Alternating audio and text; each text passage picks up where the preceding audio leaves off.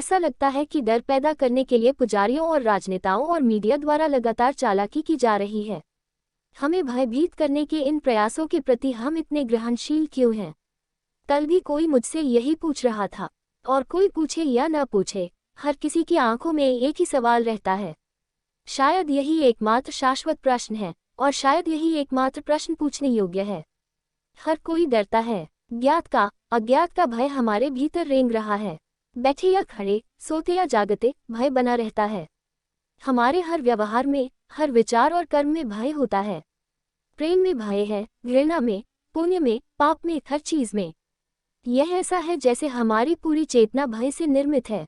हमारी मान्यताएं, अवधारणाएं, धर्म और देवता डर के अलावा और क्या हैं? ये डर क्या है? भय के कई रूप हैं, लेकिन भय एक ही है, मृत्यु का भय। यही मूल भय है। सारे भय के मूल में नष्ट हो जाने की, विलीन होने की संभावना है। भय का अर्थ है न होने का, मिट जाने का भय।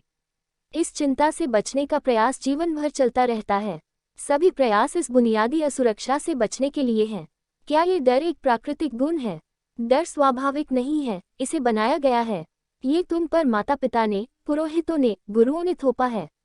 आपके संपर्क में आने वाला हर व्यक्ति आप पर भय थोपता रहा है, क्योंकि भय स्वतंत्रता का विरोधी है। आपके भीतर जितना अधिक भय होगा, मुक्ति की संभावना उतनी ही कम होगी। जितना अधिक भय होगा, विद्रोह की संभावना उतनी ही कम होगी। समाज, चर्च, राज्य सभी चाहते हैं कि हर कोई निरंतर भय की स्थिति में रहे।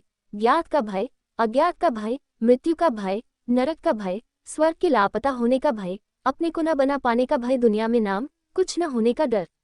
जन्म से ही आपके आसपास हर कोई डर पैदा कर रहा है। कोई बच्चा डर के साथ पैदा नहीं होता।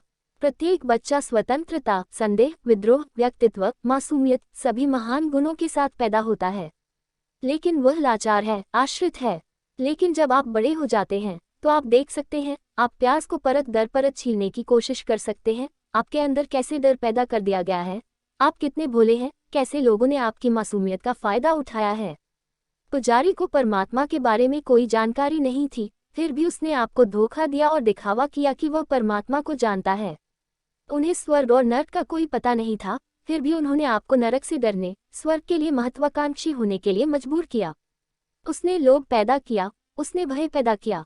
वह खुद दूसरे लोगों का शिकार था। अब तुम पीछे मुड़कर देख सकते हो, तुम्हारे पिता को पता नहीं था कि वे क्या सिखा रहे थे, तुम्हें क्या बता रहे थे। इस समय दुनिया भर में हमारे अस्तित्व के लिए सभी खतरों के साथ, क्या मृत्यु का भय एक स्वाभाविक प्रतिक्रिया नहीं है? डर मदद करने वाला नहीं है। भय का अर्थ हमेशा अज्ञात का भय होता है। डर का मतलब हमेशा मौत का डर होता है। डर का मतलब हमेशा खो जाने का डर होता है। लेकिन अगर आप वास्तव में जीवित रहना चाहते हैं, तो आपको खो जाने की संभावना को स्वीकार करना होगा।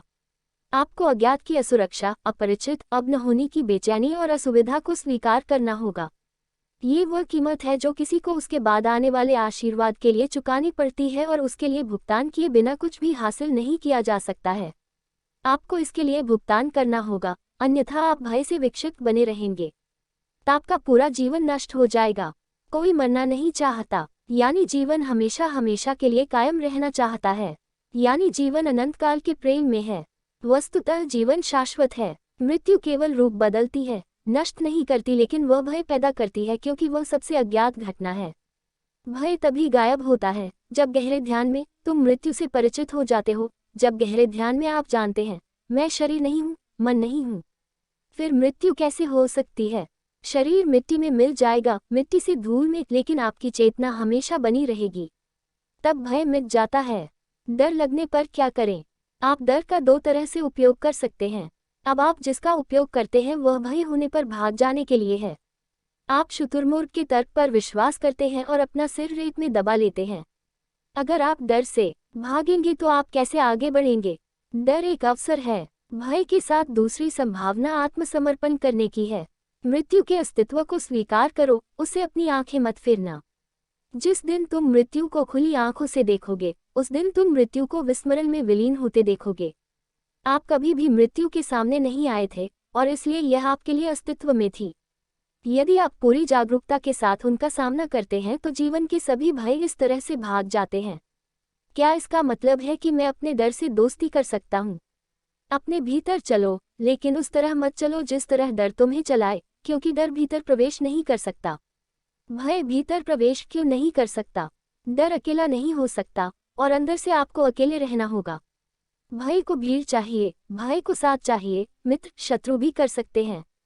लेकिन अकेले होने के लिए, भीतर जाने के लिए, आप किसी को अपने साथ नहीं ले जा सकते। आपको अधिक से अधिक अकेले रहना होगा। न केवल आप किसी को नहीं ले सकते, आप कुछ भी नहीं ले सकते।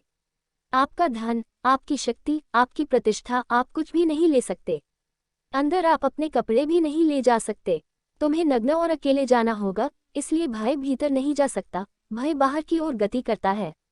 भय धन की ओर बढ़ता है, भय शक्ति की ओर बढ़ता है, भय ईश्वर की ओर बढ़ता है। भय भीतर को छोड़कर सभी दिशाओं में चलता है। भीतर जाने के लिए पहली आवश्यकता निर्भयता की है। आप सोच रहे हैं कि डर से दोस्ती कैसे करें? व्यक्ति को अंधकार, मृत्यु या भय से मित्रता नहीं करनी चाहिए। इनसे छुटकारा पाना ही होगा। एक को बस हमेशा के लिए अलविदा कहना है। ये तुम्हारा लगाव है, दोस्ती इसे और भी गहरी बनाएगी। यह मत सोचो कि भय से मित्रता करने से तुम भीतर जाने को तैयार हो जाओगे। मैत्रीपूर्ण भय भी इसे रोकेगा। वास्तव में यह इसे और अधिक रोकेगा। वो तुम्हें मित्रवत तरीके से रोकेगा, वो तुम्हें सलाह देगा, ऐसा काम मत करो। भीतर कुछ भी नहीं है। आप एक शून्यता में गिर जाएंगे और उस शून्यता से लौटना असंभव है। अपने अंतर्मन में गिरने से सावधान रहें। चीजों से चिपके रहो। डर को समझना होगा। क्या डर को समझना ही एकमात्र काम है जो मैं कर सकता हूँ? यदि भय है तो बौद्धिक दृष्टिकोण इसके बारे में सोचना है। अस्तित्वगत दृष्टिकोण इसे जीना है। इसके बारे में मत सोचो, इसे महसूस करो, इसे जियो, इसमें कांपो, अपने पूरे अस्तित्व को इसमें कांपने और पीड़ा में रहने दो। इससे भागो मत, इसे स्थगित मत करो, इसके बारे में केवल सिद्धांत बनाने और इससे बचने की कोशिश मत करो। इसमें रहो। मृत्यु है, उसका सामना करना ही होगा। बीमारी है, उसका सामना करना ही पड़ता है। कोई आपकी मदद नहीं कर सकता, आपको अकेले ही इसका सामना करना पड़ेगा। अगर तुम सिर्फ अपनी आंखें बंद कर लो और अटकलें लगाते रहो तो इससे कोई मदद नहीं मिलेगी। ये बिल्कुल मदद नहीं करेगा, ये सिर्फ नई समस्याएं पैदा करेगा। भय होगा, मृत्यु होगी, अब तो आंख खोलने में भी भय लगेगा। एक नया डर आ जाएगा। मन नए संदेह पैदा करेगा और भय होगा कि स्पष्टीकरण सही है या नहीं, सिद्धांत सही है या नहीं। आप बस समस्या को पीछे धकेल रहे होंगे, लेकिन इसे मिटाया नहीं जा सकता। जी लो। समस्या को जीने के लिए अस्तित्वगत दृष्टिकोण है। इसमें रहो, गहराई से। डर है तो डर जाओ, फिर कुछ शौर्य रचकर अपने को मूर्ख मत बनाओ। अपने आप को धोखा मत दो कि तुम डर में नहीं हो। अपने आप को मूर्ख मत बनाओ कि आत्मा अमर है इसलिए मृत्यु नहीं है। मृत्यु है, और आप कभी नहीं जान पाएंगे कि आत्मा अमर है जब तक आप मृत्यु को नहीं जानेंगे। इसलिए ये सोचने के बजाय कि आप क्यों डरते हैं, इस भय की स्थिति में और गहराई में जाएं। बहानों से परेशान न हो, वे अप्रासंगिक हैं। इस डर में जाओ, बस डरो, बहाने क्यों ढूंढते हो? यदि भय है तो केवल भयभीत क्यों नहीं हो जाते? और आपको जबरदस्त अनुभव होगा। आज रात से, हर रात सोने से 1 घंटे पहले अपने कमरे के अंधेरे में बैठो और बस डरो, बिना किसी कारण के। कांपना, भयभीत होना और स्मरण रहे, इसका कोई कारण खोजने की कोशिश मत करो। वास्तव में कोई कारण नहीं है। मनुष्य भय है, और यदि हम बिना किसी स्पष्टीकरण के गहरे भय में जा सकते हैं, तो भय प्रेम में परिवर्तित हो सकता है। ये वही ऊर्जा है जो प्रेम बन जाती है। लेकिन पहले आपको इसके अंदर जाना होगा, इसके नीचे की चट्टान तक जाना होगा। तो ये कुछ दिनों के लिए आपका ध्यान होना चाहिए। क्या मैं अपने डर को जीने के अलावा और कुछ कर सकता हूँ? जीवन में केवल एक चीज है जो मृत्यु को जीत लेती है, और वह है प्रेम। सभी भय का संबंध मृत्यु से है, और केवल प्रेम ही मृत्यु पर विजय प्राप्त कर सकता है। तो एक बात जो मैं तुमसे कहना चाहूंगा वह ये है कि डर पर ज्यादा ध्यान मत दो, क्योंकि यह एक आत्मसम्मोहन बन जाता है। यदि आप दोहराते हैं कि आप भय से जीते हैं, आपका जीवन भय से संचालित होता है, आप पर भय का प्रभुत्व है, और भय भय भय आप इसकी मदद कर रहे हैं। इस पर ध्यान दें कि आपका जीवन भय से संचालित होता है। समाप्त। यह इतना ही दिखाता है कि प्रेम अभी इतना शक्तिशाली नहीं हुआ है कि भय विदा हो जाए। डर सिर्फ एक लक्षण है, यह कोई बीमारी नहीं है, इसका कोई इलाज नहीं है, कोई जरूरत नहीं है। तो ये सिर्फ एक लक्षण है, और यह बहुत उपयोगी है क्योंकि यह आपको दिखाता है कि आपको अपना जीवन अब और बर्बाद नहीं करना चाहिए। ये बस आपको और अधिक प्यार करने के लिए कहता है। डर और कुछ नहीं बल्कि प्यार का अभाव है। प्यार से कुछ करो, डर को भूल जाओ। यदि तुम अच्छे से प्रेम करते हो तो भय विलीन हो जाता है। यदि तुम गहन प्रेम करते हो तो भय नहीं मिलता। जब भी आप किसी के साथ एक क्षण के लिए भी प्रेम करते हैं तो क्या कोई डर था? किसी भी संबंध में ये कभी नहीं पाया गया है। यदि एक क्षण के लिए भी दो व्यक्ति गहरे प्रेम में हो और मिलन हो जाए, वे एक दूसरे से लयबद्ध हो जाएं, उस क्षण में भय कभी नहीं मिला। जैसे कि प्रकाश चालू है और अंधेरा नहीं मिला है। गुप्त कुंजी है, अधिक प्यार करो। यदि आपको लगता है कि आपके अस्तित्व में भय है, अधिक प्रेम करें। प्यार में साहसी बनो, हिम्मत रखो। प्रेम में साहसी बनो, अधिक प्रेम करो और बिना शर्त प्रेम करो, क्योंकि जितना अधिक तुम प्रेम करोगे उतना ही भय कम होगा। और जब मैं प्रेम कहता हूं तो मेरा मतलब प्रेम की चारों परतों से है। गहरा प्यार,